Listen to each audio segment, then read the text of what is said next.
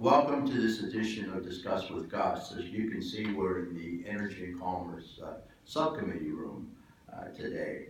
And last night we had a hearing which was a little contentious. In my opinion, it should not have been.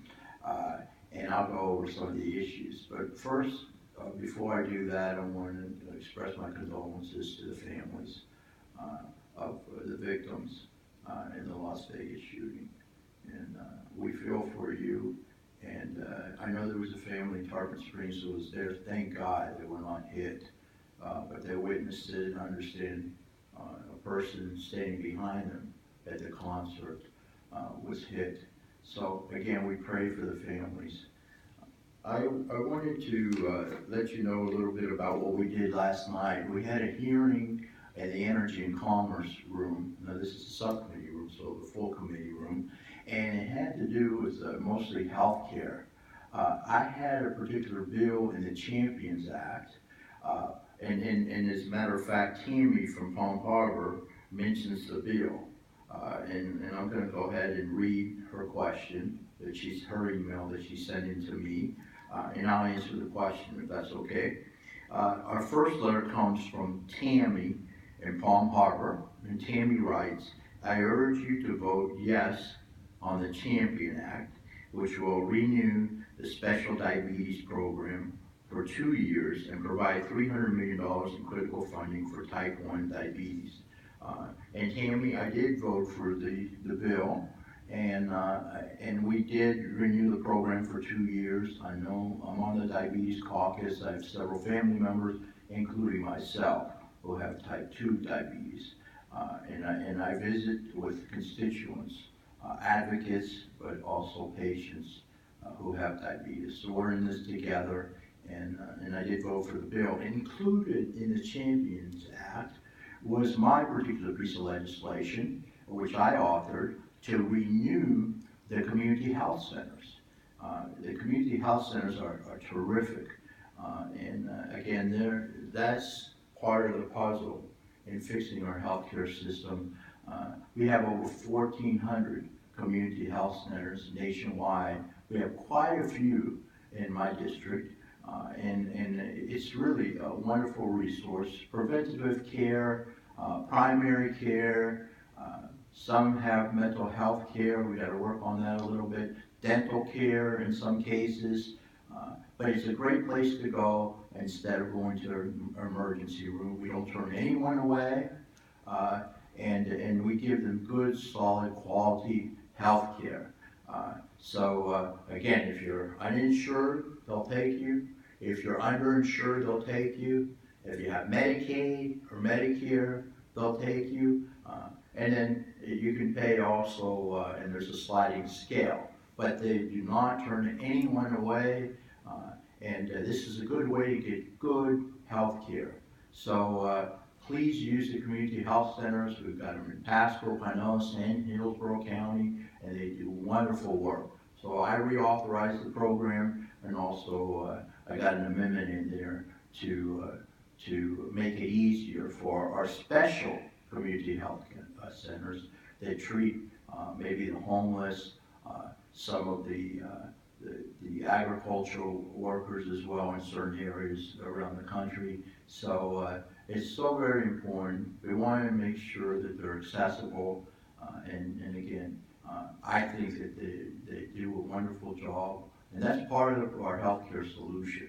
So Kathy, Tammy, there were several healthcare initiatives placed in the Champion Act, and we passed the Champion Act. I'm very proud that I played a large role in that just last night. The hearing began at 1 p.m. in the afternoon, and we finished around midnight, but we got it done.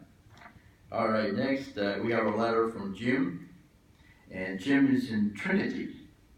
I'm writing about the Equifax data breach, which was an act of gross negligence where the company clearly had disregard for the personal data they were supposed to protect.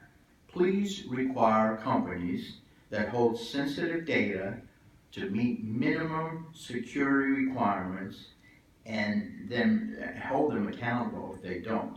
Let me tell you something, Jim. You're absolutely right. I agree with you. And we have to, cybersecurity must, we got to focus on that.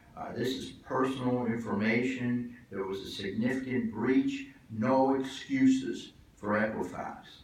And we had a hearing on it just this week. And I am working on legislation to do just what you said, Jim, to make sure that there's even further security and hold these companies who hold your valuable personal information in their hands, hold them accountable when they, in my opinion, this is gross negligence.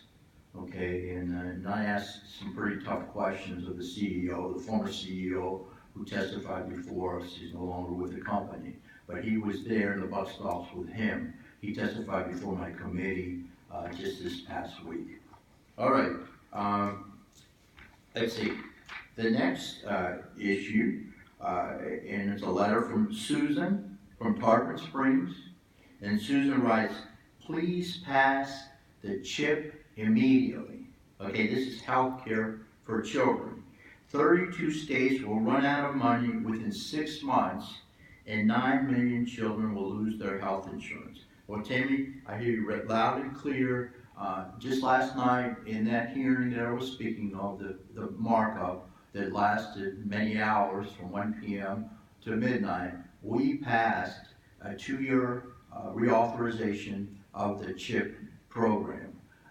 And this program is for children that maybe their parents make a little too much money for them to qualify for Medicaid, but not enough to purchase private health insurance.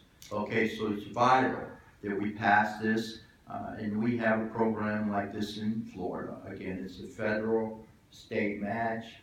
It's a wonderful program, and I actually submitted an amendment that passed last night to the CHIP program to continue to make sure, because unfortunately under the Affordable Care Act, we were not allowed to use this particular program anymore for parents who maybe make just above the amount that CHIP requires for their children to enter into the program to get the health insurance.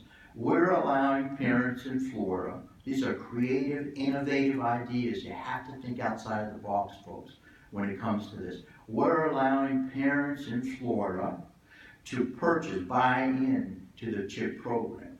Now they'll pay a little more, okay, but they'll pay for their health insurance, and it's much cheaper to get it through the CHIP program as opposed to private insurance. So a lot of families are depending on this. 12,000 children in the state of Florida at least.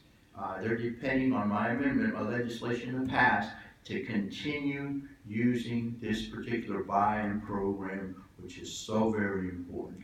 If you put these children in the risk pool, which we have done, but again, we want to put it in legislation so there's no questions asked in the future. There are no questions asked in the future. We want to make sure that they're in that risk pool. That lowers the cost for everyone. So you want them to be in a single risk pool. It gives parents options, and it's so very important, and I'm proud to say that the amendment passed last night under the CHIP program bill, and it will be on the floor of the House of Representatives very soon, hopefully next week. So I know it's a long-winded answer, Susan, but we're working on it, and we're going to make sure that these kids are covered very, very soon. And right now, there is enough money in the program to last till the end of December at least. And I'm speaking for the state of Florida in the CHIP program. It will be reauthorized. The Senate has also passed the bill in committee. And again, we look forward to our bill being on the floor of the House of Representatives, possibly next week. Okay. Next, I have, lastly, I wanted to discuss the budget resolution, which passed today in the House. And the budget resolution reduces spending by $6.5 trillion over 10 years. And I'm proud to say that this will be a pathway to tax reform. We need tax reform. I talked about it a little bit last week, but we need tax reform. This will be a pathway to tax reform. And again, we are funding the military, increases the military, and I think that's vital, and a 6% increase for the VA. And so again, we have border security funding in there as well. It's a very responsible budget. So I'm very proud of the fact that it did pass the House of Representatives today, and hopefully we get it to the Senate as soon as possible.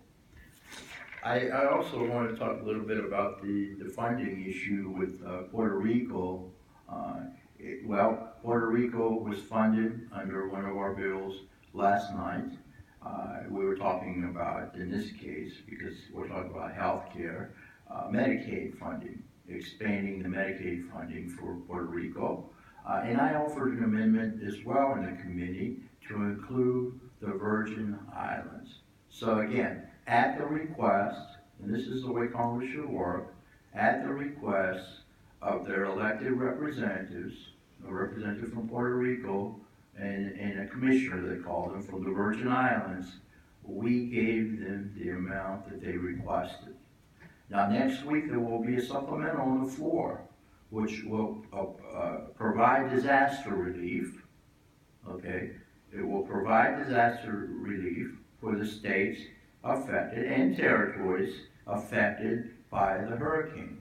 So that'll include our great state of Florida, Texas, and of course Puerto Rico and the Virgin Islands.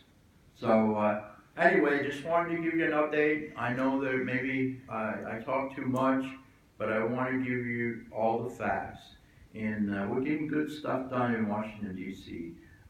So thank you very much for listening to this episode of Discuss with Gus.